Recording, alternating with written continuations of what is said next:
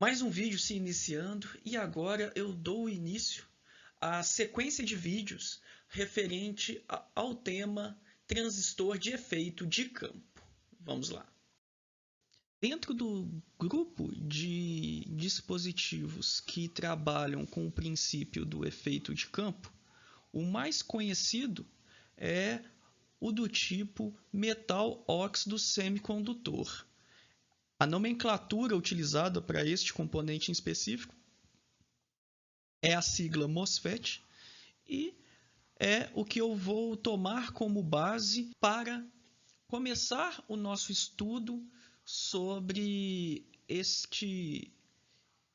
esta classe de componente. Ressalto ainda que esses componentes possuem comum aplicação em circuitos para amplificação de sinais, funções lógicas digitais e implementação de memórias. O contínuo estudo e avanços tecnológicos referentes ao MOSFET possibilitou a expansão da nossa área de eletrônica digital e principalmente a parte referente a circuitos integrados, onde é predominante a utilização de MOSFETs para o desenvolvimento desta área. O seu princípio de funcionamento consiste na aplicação de uma tensão entre dois terminais e assim controla-se a corrente no terceiro terminal. Partindo então para a descrição do seu princípio de funcionamento, considere aqui as figuras a seguir. Na figura A, eu possuo uma estrutura composta por um semicondutor, aqui um silício tipo P, por exemplo, uma parcela aqui isolante e uma outra parte aqui condutora, como por exemplo pode ser uma estrutura metálica, tá bom? E agora, na figura B, eu vou aplicar então uma diferença de potencial neste dispositivo. Então eu conecto aqui da forma que a figura ilustra e devido à presença do isolante no meio do caminho, eu não vou ter aqui um fluxo de elétrons, mas eu vou ter aqui uma atração destes próximas a este isolante. Então percebam aqui a criação aqui devido a esta fonte, um efeito similar a uma capacitância. Assim, eu percebo que eu tenho aqui próximo a este isolante, especificadamente nesta parte inferior aqui da figura, eu estou destacando, um acúmulo de elétrons livres.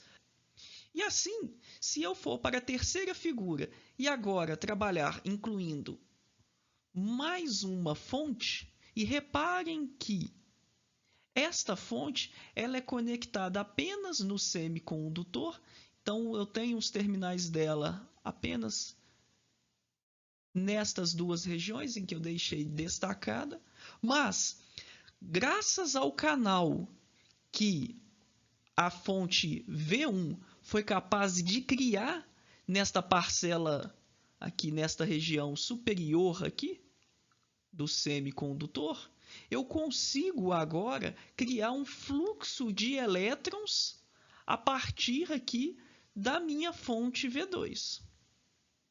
Tá bom?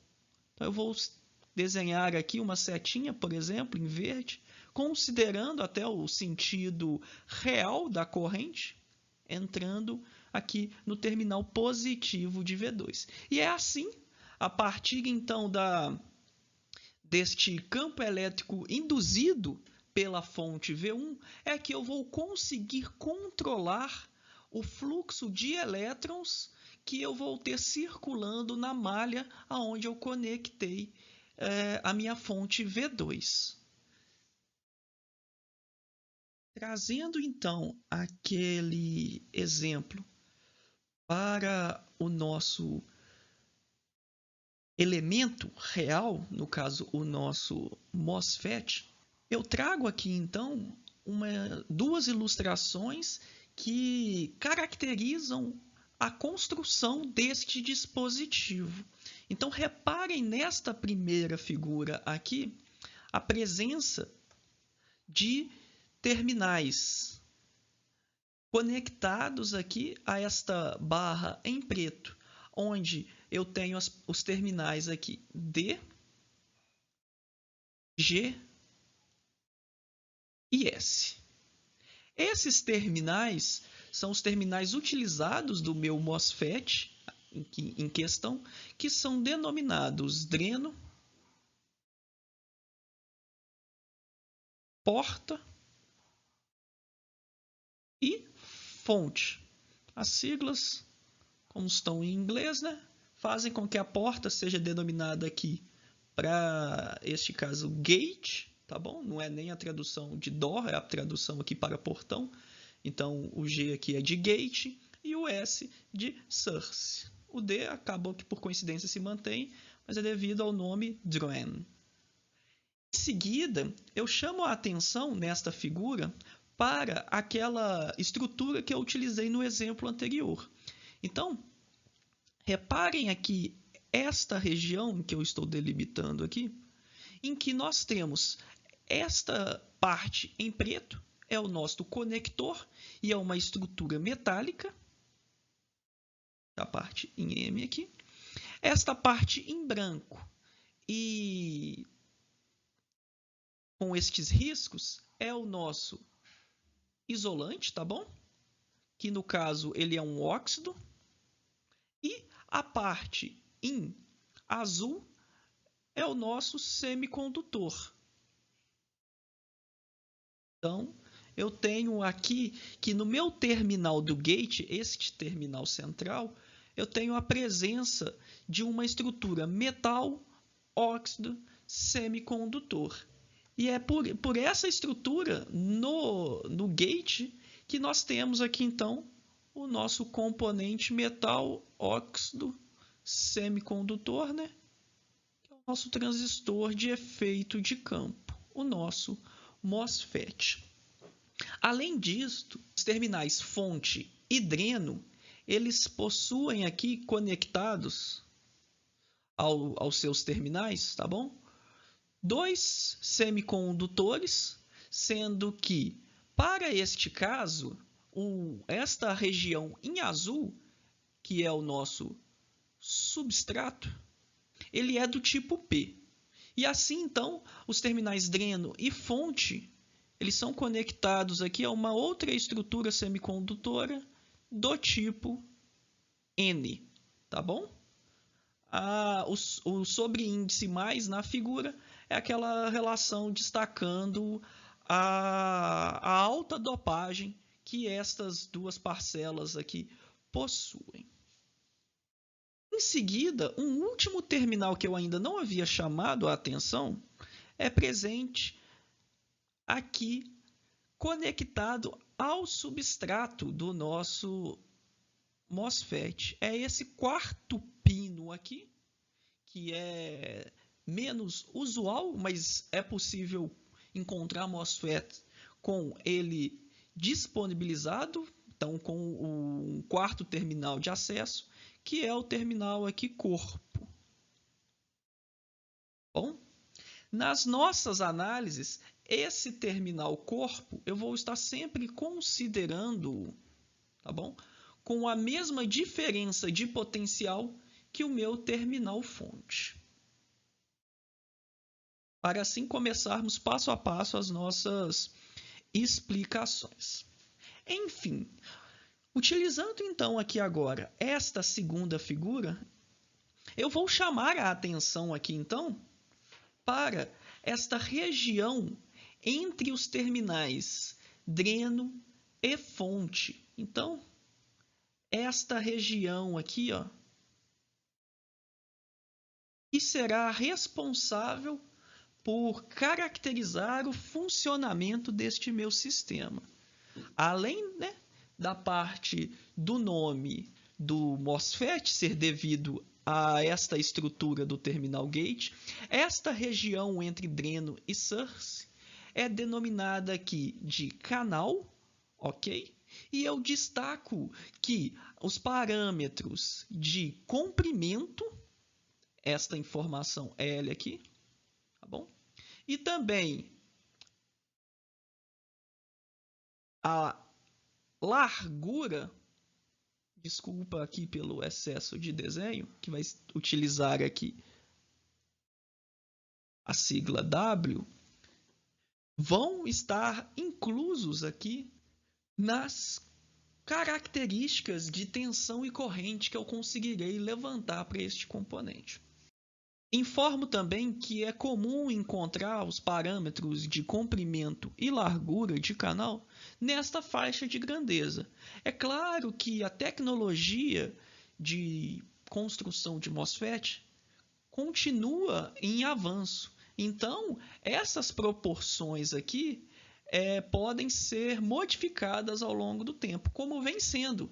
Cada vez mais, com o avanço tecnológico, é possível desenvolver estes componentes com dimensões cada vez menor, tá bom? Finalmente, com esta informação da característica construtiva do meu MOSFET, eu também posso aqui ter uma informação de espessura do óxido. Então, esta espessura do óxido aqui, que pode ser encontrado, por exemplo, na casa dos nanômetros, tá bom? É algo que também será relevante no processo aqui de caracterização desse MOSFET, já que este óxido atuando como um dielétrico para a minha capacitância induzida na minha região ali do gate e do substrato, será uma variável que influenciará fortemente, tá bom? O fluxo de corrente neste componente. Então, a partir de agora, eu vou procurar trabalhar o funcionamento deste MOSFET considerando diferentes casos aqui de excitações externas a este elemento. Aqui, então, nós temos a ilustração do nosso MOSFET, que eu venho trabalhando aqui ao longo desta apresentação. E ainda, à esquerda aqui do slide, a simbologia simplificada para este MOSFET. No caso aqui, tá bom? É um MOSFET tipo N, é um MOSFET canal N. Ou então, como é comum também encontrar na literatura, às vezes a simbologia NMOS. Reparem que este símbolo aqui que eu estou destacando, ele não tem a presença deste quarto pino do corpo, tá? Mas eu relembro, né, que para esta condição, este pino do corpo, ele é conectado aqui, ó, ao pino fonte. Enfim, agora, considerando então esse caso sem a alimentação, então eu não tenho nenhuma fonte externa, reparem como que os meus terminais dreno e fonte, eu tenho entre eles aqui uma parcela N, uma P e uma outra N. Então aqui eu consigo observar que eu fico com uma estrutura. Vou utilizar o símbolo do diodo aqui, tá bom? Como se eu tivesse aqui duas junções PN aqui face a face, de modo a não permitir, tá bom? Uma condução entre estes dois terminais. É de se esperar, então, que como eu não tenho esta condução entre estes terminais, aqui nessa região de canal, é que há, então, a presença de uma resistência equivalente muito grande. E sim, isto realmente existe. Aqui, por exemplo, é comum encontrar, então, uma resistência nesta condição da ordem de 10 elevado a 12 ohms para esse dispositivo. Agora eu vou pegar esse meu MOSFET e vou aplicar então uma tensão nos terminais VGS. Reparem então como que é o circuito que eu estou realizando, tá bom? Aqui eu deixo destacado a conexão aqui da minha fonte, enquanto os outros terminais estão conectados ao Terra. A consequência de eu aplicar uma tensão no meu terminal gate será que eu vou ter como efeito, tá bom? Uma atração de elétrons nesta barreira que eu tenho devido à presença da estrutura metal, óxido, semicondutor. Então, eu espero aqui com essa inclusão da fonte que próxima à minha estrutura óxido, tá bom? Que bloqueia esse fluxo de elétrons que possam fluir para esta fonte adicionada, eu vou ter aqui então próximo aqui o aumento de elétrons livre neste ponto. E eu vou estar empurrando para esta parte da minha estrutura as minhas lacunas neste substrato. Então, o momento em que eu elevo a tensão VGS a um aumento no volume, na quantidade aqui, vou falar desta forma, de elétrons próximo ao dielétrico, mas ainda dentro do substrato. E aí, reparem como que isto resulta num surgimento de um canal induzido, tá bom? Onde esta parte que está em cinza, um tom de cinza aqui, permitiu agora a ligação entre os terminais dreno e fonte através, tá bom? De um canal induzido aqui nesta parte superior aqui do substrato tipo P. Uma segunda ilustração deste mesmo fenômeno, tá bom? Eu deixei aqui do lado para que assim vocês consigam de dois desenhos diferentes realmente entender a mensagem de aplicar uma tensão no terminal gate e assim permitir aqui a indução aqui de um canal N ligando assim os outros dois terminais. A tensão VGS necessária para criar o canal, ela deve ser maior do que uma tensão determinada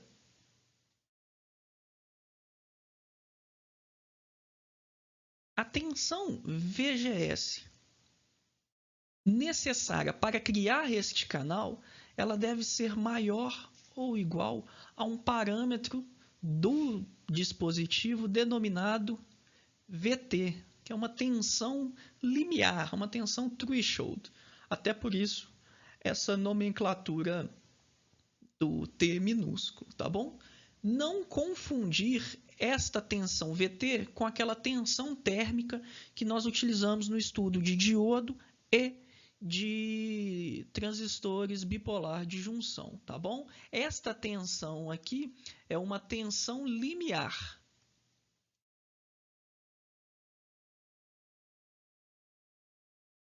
Que define a magnitude da minha fonte VG necessária para que eu consiga criar o canal induzido. É comum encontrá-la entre 0,5 e 3 volts, de acordo com o componente.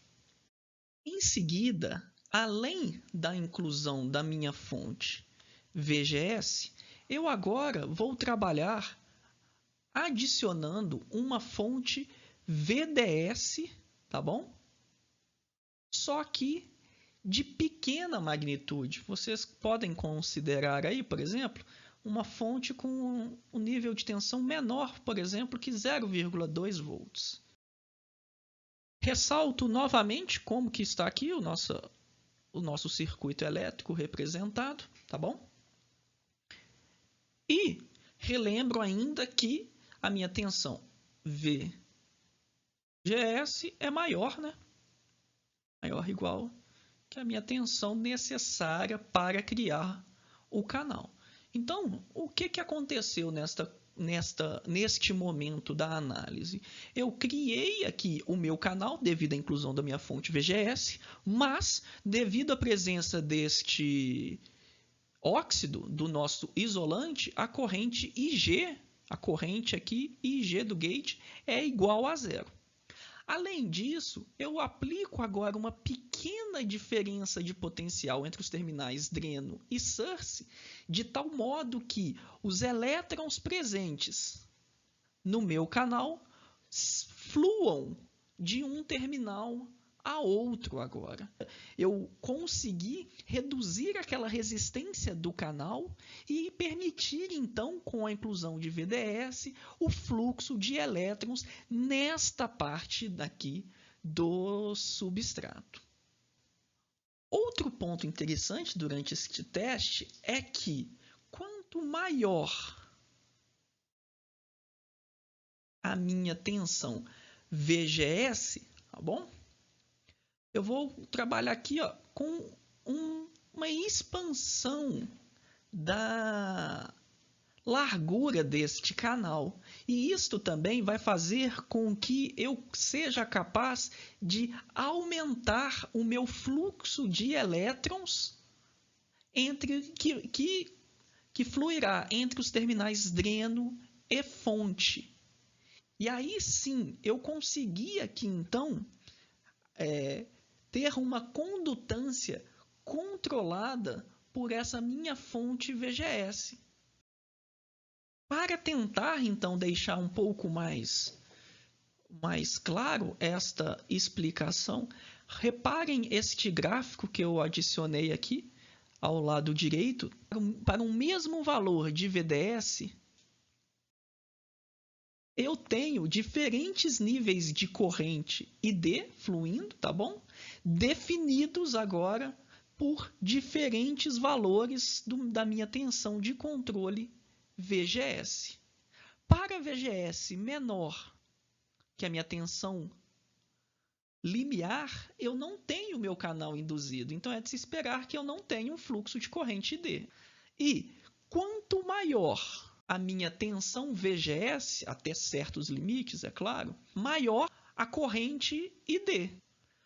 Outro ponto interessante aqui é que a minha corrente de dreno, já que eu não vou ter corrente fluindo no terminal gate, será igual à minha corrente da fonte, tá bom?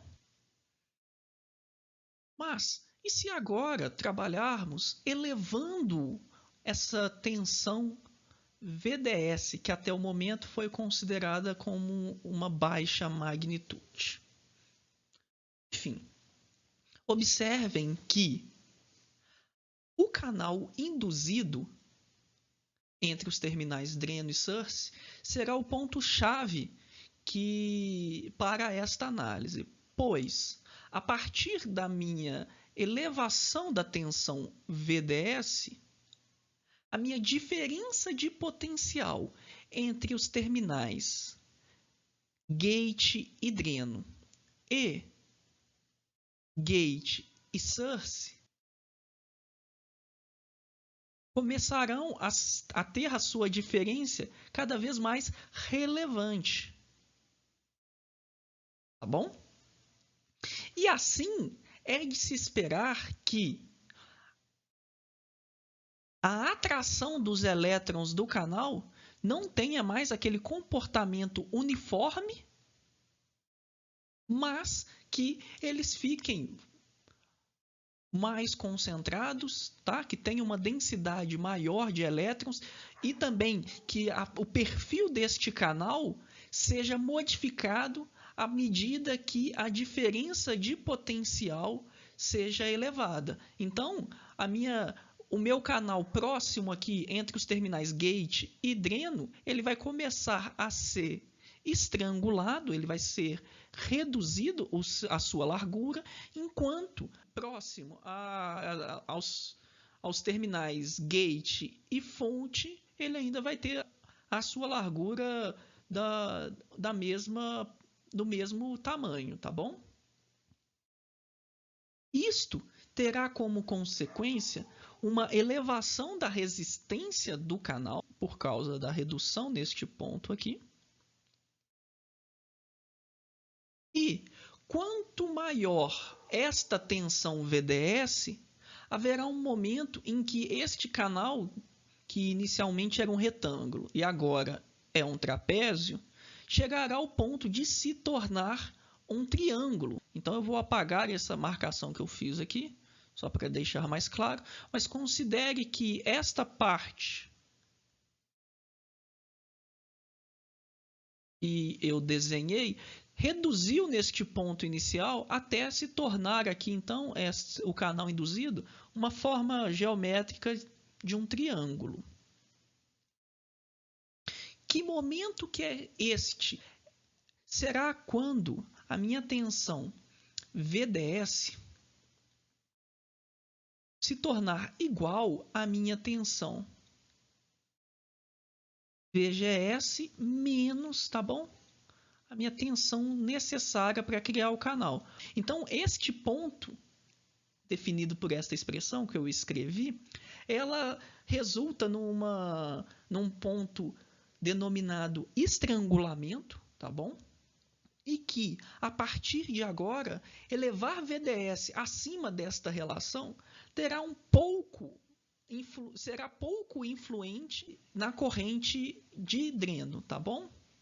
Vou tentar aqui melhorar meu argumento com a figura, com um gráfico aqui VDS por ID que eu adicionei aqui embaixo, onde até o slide anterior, nós estávamos trabalhando com esta primeira região aqui, ó, que é chamada região de diodo. Por quê? Até este momento, eu tinha a minha corrente ID subindo inicialmente como uma proporção de reta. Eu poderia aproximar esse início aqui do seu crescimento a uma reta, mas que com a elevação da minha tensão VDS, aqui, então eu comecei a subir esta fonte VDS, o meu canal induzido teve a sua forma e densidade também alterada, e com isto a inclinação desta curva VDS por ID começou a ser fortemente modificada. Então eu vou desenhar sobre a curva aqui para melhorar a minha explicação. Até um ponto, este ponto aqui, onde o meu canal induzido teve o seu comportamento, teve a sua forma igual a de um triângulo, e aqui eu tenho o fenômeno que é o do estrangulamento do canal.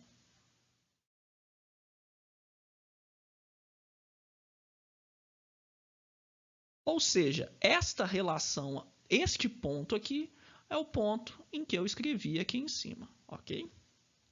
E assim, a partir daqui, eu cheguei numa região denominada saturação.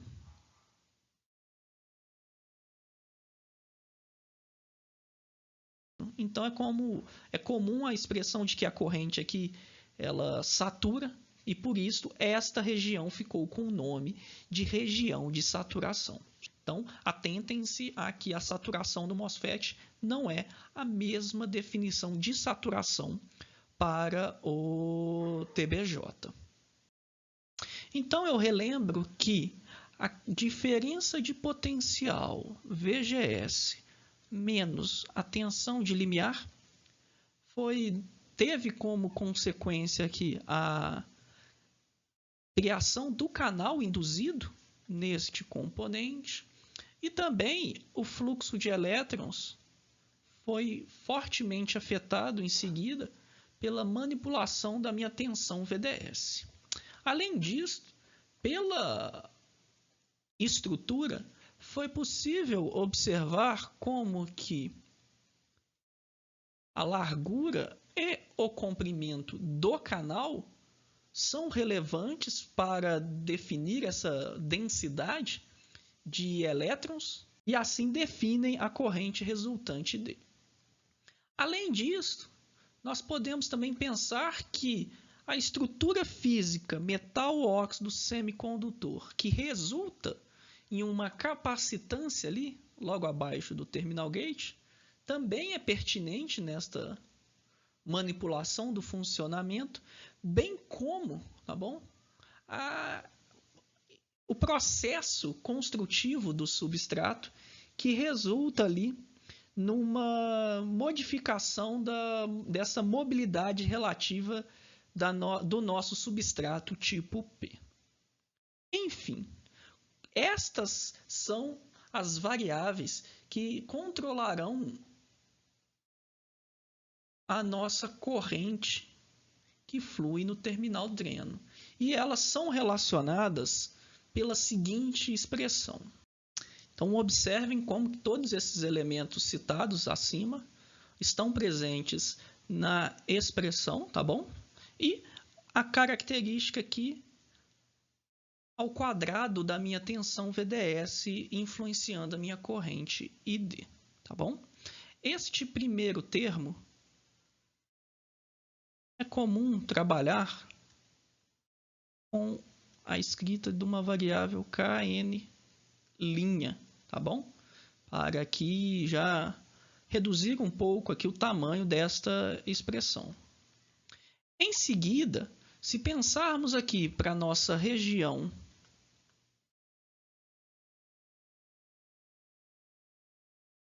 triodo, nós podemos aqui lembrar que nesta condição a minha tensão VDS é muito baixa e eu posso simplificar essa expressão acima, então, desprezando este termo aqui, ó, que eu vou marcar em roxo, bom? Desprezando este termo nesta parte final. E aí sim, aqui agora eu consigo reescrever para esta região uma relação VDS por ID definida como o inverso aqui do meu termo Kn Li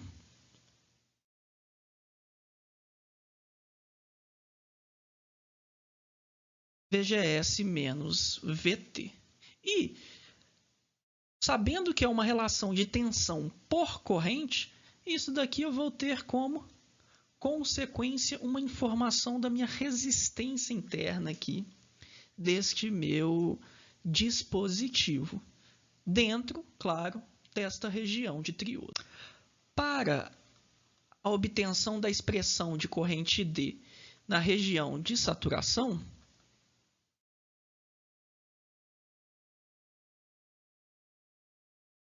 eu vou assumir aqui, tá bom? Que a minha tensão VDS ela é igual a VGS menos VT. Bom, já aqui tensão VDS acima desta parcela teve pouca influência nessa minha corrente. Se eu trabalhar com esta condição aqui, eu vou conseguir reescrever a minha corrente ID da seguinte forma.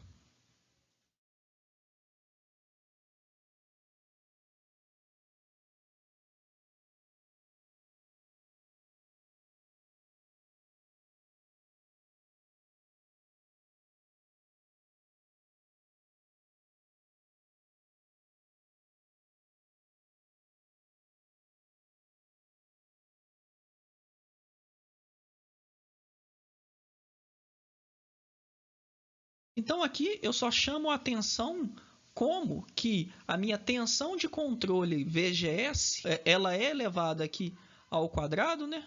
A partir dessa diferença VGS menos VT. E assim eu tenho uma influência, tá bom? Quadrática nessa minha corrente ID. No mais, eu desejo um bom estudo a todos e até breve.